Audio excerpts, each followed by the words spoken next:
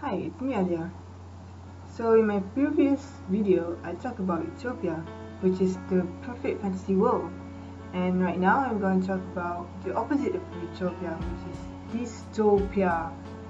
Wait, I'm not supposed to be cheerful for this topic. This is dystopia.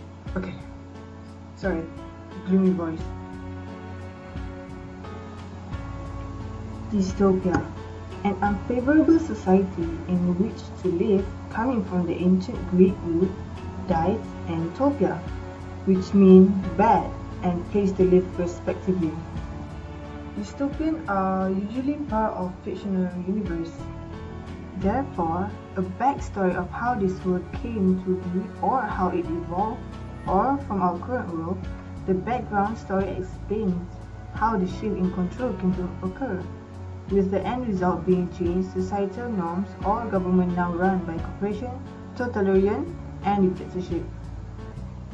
Dystopia refers to a community or society, mostly imaginary, that it is in some important way undesirable or scary, mostly set in a projected future.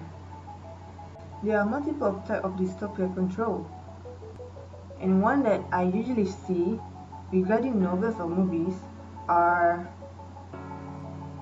technology control.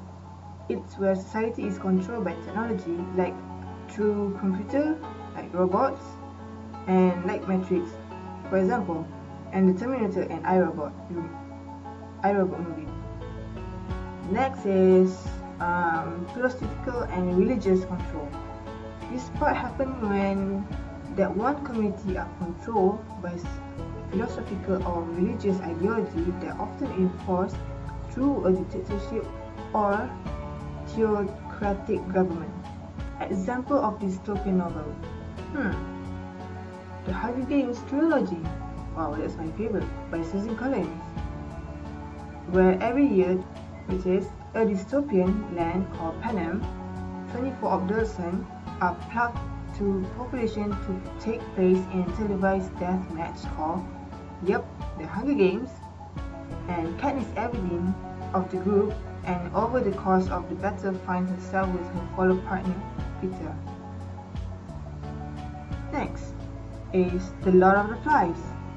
Yes, I've mentioned about this in the first video, how it was the utopia at first. The Lord of the Flies are mainly a dystopian literature. There's a lot of dystopian element in it, such as civilization versus savagery.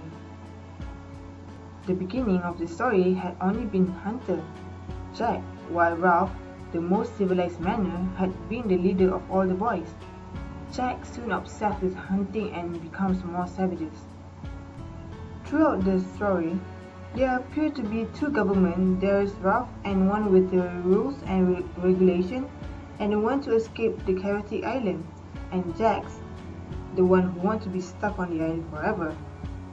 The last example of dystopian novel I'm going to give you is Animal Farm. There are many parallels between the Russian Revolution and ensuing communist takeover the events in George Powell's novel. The dystopian element for this particular novel is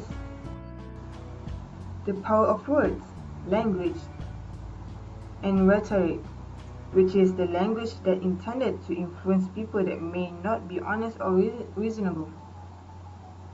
Second is class issues.